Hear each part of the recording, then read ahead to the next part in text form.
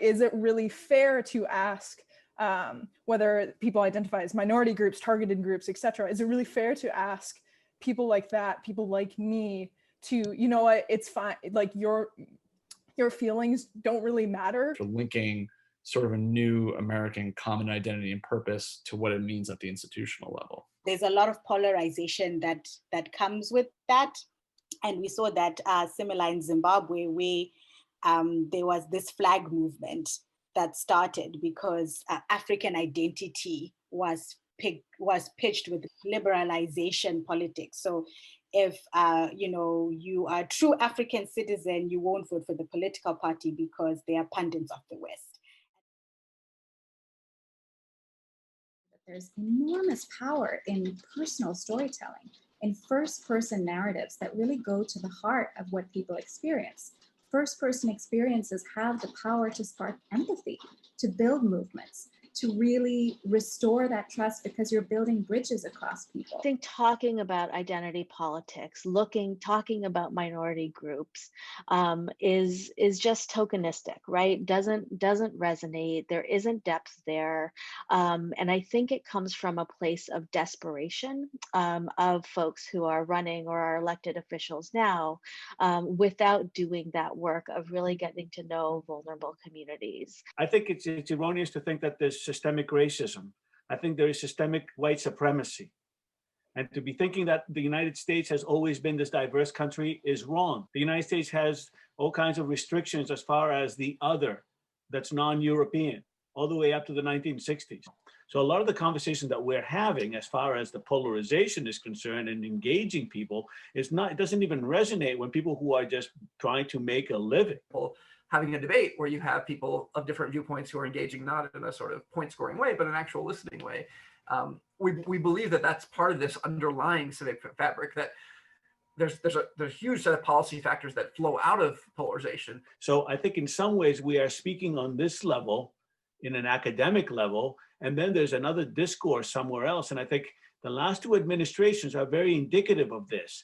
You have the former academic Obama, in one sense, speaking to academics or in the Beltway or in the Boston 128 area. And then you have the sort of like televangelist reality star Trump, who speaks in a very American, he speaks American, he doesn't speak English. Social classification as something that is not a benign cultural act in colonial empires, where creating colonial categories and distinguishing the rulers from the ruled was intrinsically tied to intimacy, to who could love who could organize in the social ladder, and how we then claimed ourselves as white, as other.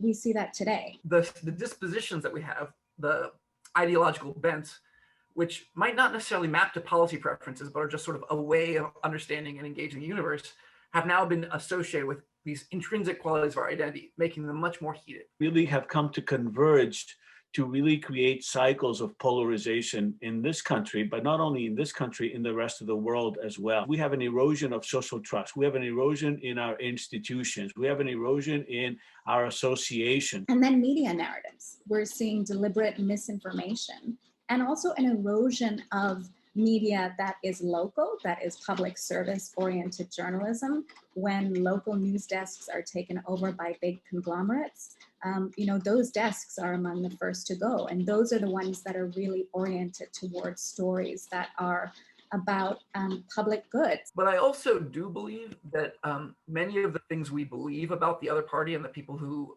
support it are really mistaken. And the more I get to know people from the other side of this, the more I see that while some people do believe the most hateful things that I experienced in my life as a person of color, or that someone as an LGBTQ person might experience in their life, there's many, many people who those hateful things that are so central to what we just cannot tolerate have very little to do with their political preferences. I think you have to deconstruct to reconstruct. First of all, you have to attack the American exceptionalism argument, that both sides have this inherent American exceptionalism. The progressives think that they are exceptional in some way. They have the higher ground, the higher moral ground. That flag is also part of that exceptionalism. Our exceptionalism is intellectual and civilizing.